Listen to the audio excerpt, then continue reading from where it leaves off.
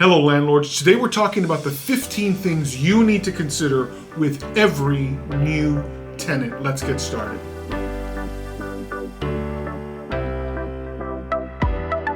Today we want to talk about the 15 things that you can do to make sure that you've got an excellent footing and make sure that you have a long-lasting and profitable relationship with all of your residential tenants. Your house rules are an essential part of your residential lease. Now, it should be that your house rules are a written addendum to your lease. If your lease does not include house rules, probably want to talk to somebody about drafting and utilizing house rules as an important part of your residential lease. Your house rules essentially give the formula for how your property is to be maintained and what your expectations are for your tenant. Essentially, your house rules are this talk with your tenant, but in written form. And so the things that you're going to cover, you're reiterating to your tenant, but it's important that you share them in an open dialogue with your tenant before you hand over those keys. Your house rules are the way that you prepare your tenant for what you expect and what makes a good tenant on your turf. Certainly your lease will generally talk about some of your expectations, but your house rules will make things specific to this particular property. Make sure that if there are certain expectations having to do with a homeowners association or perhaps the way that the grounds are maintained, maybe your property has a pool, maybe your property has a duplex, so shared space.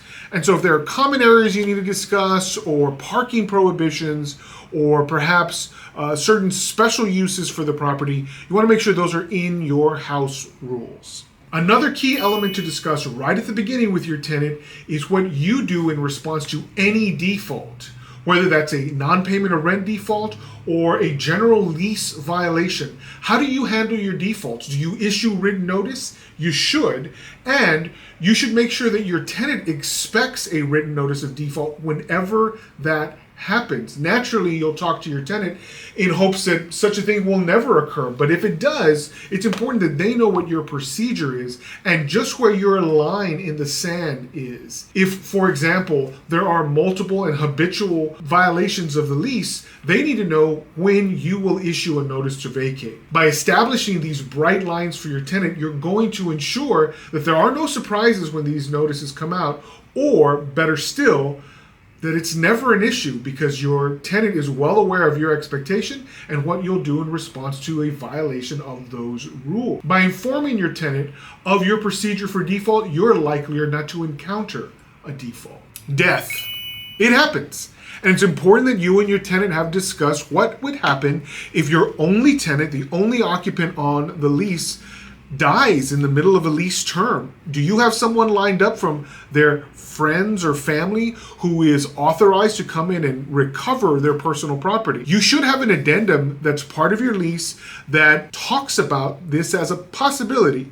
If you don't, make sure you add it to your next lease so that if something like this should happen, you're prepared for it. Does your tenant know the best way to deliver that rent payment? Maybe you have a portal that you use. Maybe you go to the property and physically collect the rent. What is your procedure for collecting rent on a monthly basis? On what day do you issue a late fee? On what day do you issue a notice to vacate if rent has not been collected? Your rent payment style and method, if there are numerous of them, should be clearly understood by your tenant before the next rent payment is due. Naturally, you're collecting the first payment on the date of lease signing, but what about the next? Is your tenant well aware of the acceptable methods of submitting rent? If not, that's a topic you want to cover before you hand over those keys. You absolutely want to assume nothing about your tenant. Don't assume that they know what your expectations are. Don't assume that they understand what being a good tenant even is.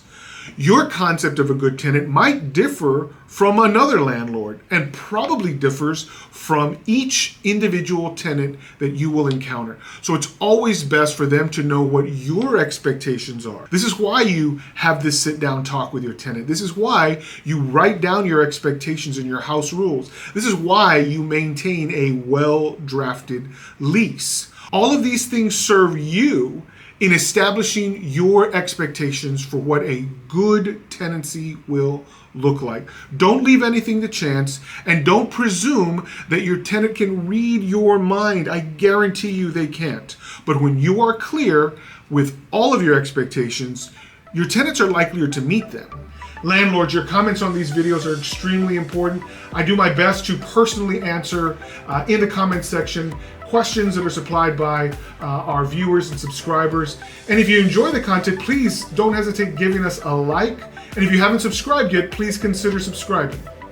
Before you've handed over the keys to your tenant, make sure that you have already scheduled your first inspection. If you've listened to me talk in the past, I always talk about 3 and 9. For a 12-month lease, after month 3 and month 9, you need to be on the property making your inspections. After 3 months with your tenant on the property, you're going to get a pretty good idea of how likely it is they're going to maintain the property in accordance with your lease and your house rules. If you show up after 3 months and the property is a disaster, that's all the evidence you need to begin issuing notices of default and to prepare to have this tenant ushered out. But if everything is otherwise well, that's a good indication that things will continue to be well over the next 6 months before you come and make another routine inspection. Now, naturally, if you're called back to the property ahead of time or in between those inspection periods, you'll get an opportunity to inspect. But when you enter, you want to make sure that things like the air conditioning filters are switched out, that there aren't any old light bulbs that need to be replaced. You want to make sure that there are no leaks, no cracks in the walls or the ceilings, and you want to make sure that the property is being kept clean and sanitary. By doing this, you're going to ensure that your tenants are properly caring for your most valuable asset, and if they're not, you want to make sure you're issuing written notice to make sure that any behaviors that are causing problems are corrected. It's important that you emphasize the notice provision in your lease. Many landlords brush right over this. It shouldn't be a matter of the first time you see them is at lease signing and the last time you see them is when you're getting the keys back and they've gone and you've never seen them in between. That's not the way good landlording works. Instead, you want an excellent method of communication, whether that's through email or text, and you want those methods to be documented in your lease so that when it comes to establishing, perhaps for a court, that you have communicated in accordance with your own agreement, it's because before you ever handed over those keys, you and your tenant reviewed the method of communication and put it in your lease to make sure that each of you has an excellent avenue of getting a hold of each other and making sure that each of you is communicating in a way that makes sense. The best way to communicate is always in writing. You want some kind of documentary evidence that you've handled the things that have been requested of you and that you've responded adequately to the requests made by your tenant. One really important key that you want to make sure is entered into your lease is your emergency contact information. Who's going to come at 3 in the morning or when you're on vacation when something goes wrong on your property? You should always have an emergency contact for such occasions. Make sure that you also have an emergency contact for your tenant in the event that you have to notify someone when, for example, the tenant is on vacation or the tenant cannot be found, but some issue arises that requires some kind of emergency notification. It's a very simple topic to cover, but one that's often overlooked. Do you have an emergency contact that you have supplied to your tenant, and do you have an emergency contact for your tenant in the event of an emergency? This information should be clearly noted in your lease or should appear in your house rules. Make sure before you've handed over keys that you've covered emergency contacts. Do each of your tenants know where the emergency shutoff valve is for the water that comes into the home? Every year we come across incidences with landlords where things went wrong with water. Sometimes it's a little problem and sometimes it's a big problem, but in each instance, if the tenant had known where the water shutoff valve was, they probably could have stepped in and made things a little better for the landlord. By you going over and physically showing them on the property where the shutoff valve is, you could end up saving yourself thousands of dollars and certainly headaches when it comes to any repairs that might follow from some incident where water is gushing all over the place. If your tenant doesn't know where the emergency water shutoff valve is, that's something you cover. And again, you make it an emphasis. You could mention it in your house rules, but definitely on day one, before you're handing over keys, I suggest that you go outside, take a look at it, and let them know this is how you shut it off if ever you have to do it. Let me know if you have any questions. Have you ever noticed a little pipe that comes on the outside of your house that sometimes drips water? That's not plumbing. In fact, that pipe is a release valve for your air conditioning condenser. Your air conditioning, when it's working, particularly in the summer, will produce condensation. And that condensation is going to drip in a pan.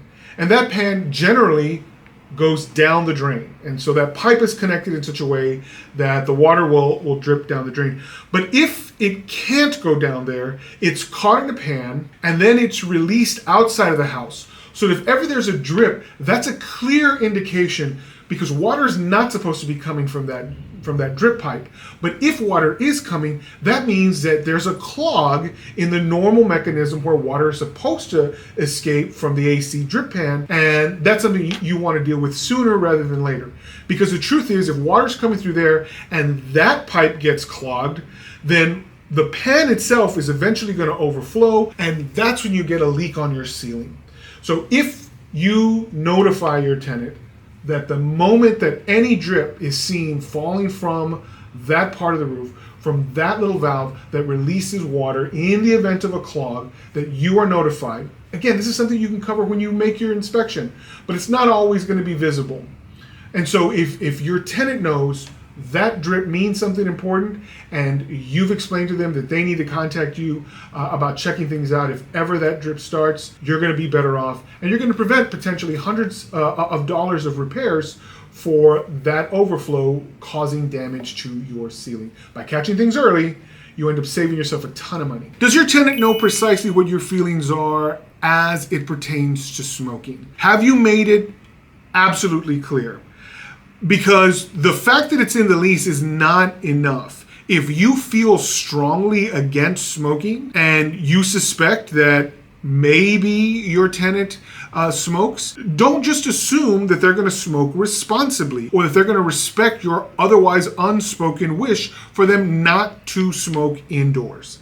If you have a strong feeling about smoking and there's a strong prohibition in your lease, then you should reiterate that again in your conversation with your tenant before you ever hand over those keys. Make sure that if you have strong feelings about where smoking can and cannot occur on your property, that you mention it out loud to your tenant before they take over. If this is important to you, you need to express that importance directly to your tenant. Your lease probably has a provision that discusses repairs and alterations.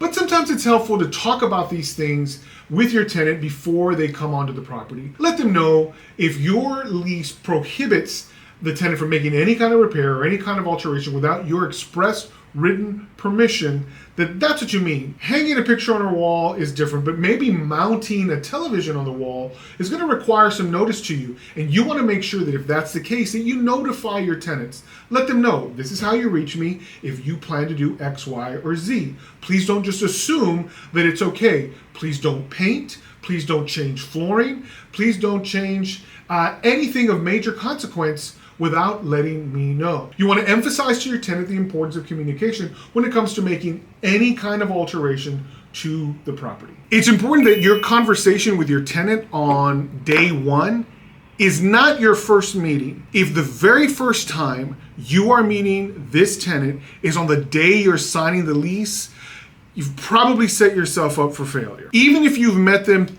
just through Zoom, make sure you've at least seen your tenant before you've prepared a lease and agreed to enter into a lease agreement with them. I've heard numerous stories about landlords who meet their tenants for the first time and they're confused because it doesn't appear to be the same person they saw in some photo ID, or it doesn't seem to be the same person they spoke with on the telephone, but they can't pinpoint what is different about the person. Sometimes people will present another person in their place for purposes of screening, and then they will show up for purposes of taking the keys and beginning the tenancy. This is fraud, and it shouldn't be tolerated. It should be that you have met the person at least once before you've made your decision to extend an offer for a lease. And on the date of lease signing, you make sure that's the same person that you previously met with and bargained for with regard to this lease. When you're meeting with your tenant for the very first time, it's important that when you meet them and you hand over the keys, that you keep one key for yourself. Now, many of you don't even use keys anymore. Some of you have key codes. And so naturally, you don't want to give the tenant the control of that code so that they change it. You always want to maintain control of the keypad for yourself and let the tenant know that you are keeping a code for yourself, and that should the need arise, you will enter in accordance with your written lease. But whether it's using a code or using a key, the tenant should be fully aware that you do have a key and that your lease does mention your ability to enter for things like inspections or for leaving notices, for things like repairs, particularly the ones that they request. Your lease may or may not have a provision that requires you to give written notice of your desire to enter the property. Make sure that these procedures are made clear and that you keep a key no matter what. Your tenant may say something like, well, I don't feel comfortable with that. If that's the case, and this is a deal breaker, then certainly you don't sign the lease that day, because this is an absolute. You must have access to your own property. If there's a repair or if there's some emergency need that you need to enter the property, but you are disallowed by your tenant, this happens when they change locks. But if you've got a key and they do that, you have the right, number one, to enter and change the lock back. But number two, that's probably a cause for you to issue not just a notice of default, but eventually, if you are repeatedly excluded from your property, a notice to vacate. So make sure that you keep a key and that you inform your tenant that you do have that key for purposes of entrance, and that you will only enter in accordance with the lease, but that you do plan to enter. Unless your lease requires it, your inspections do not have to be monitored personally by the tenant. You're allowed to inspect even when the tenant's not present. Make sure you understand those provisions in your lease and your house rules. The following exchange is absolutely essential. Make sure that when you've covered all the bases, you've had the talk, you've gone around the property and shown your tenant the important features of the property, you've discussed procedures, that before you've handed over keys, you've been paid. Don't walk away without payment. If it hasn't happened already, if you don't already have funds for the first month of rent and all of the deposits in question, those keys don't leave your hands. Don't take an excuse. Don't accept a promise to pay, because your lease probably already acknowledges that you have accepted, because most leases anticipate that the acceptance of all of the rent and all of the deposits happens on the date of lease signing. You might have some crazy provisions in your lease, but most leases don't allow for future payments or promises to pay. And if yours does, I would strongly urge you not to add provisions like that. Unfortunately, too many times, tenants who ask for concessions like this are giving you inside information. They're telling you already they probably can't afford to live on the property, because if it isn't the deposit, it's going to be some other costs later in time that they simply will be unable to meet. Before you fully execute your lease, which means before you finally sign it and hand over those keys, make sure that your tenant can comply with the very first requirement, which is the full first month's rent and all of the deposits. If you're not collecting these things up front, you're setting yourself up. Make sure that you set yourself up for success as opposed to failure. Naturally, there's more work to be done after day one. If you want to learn more about being a professional landlord, YouTube seems to think that this video right here is an excellent choice for you. I welcome you to come back every time, watch all the content that we have for you. And until next time, landlords, happy leasing.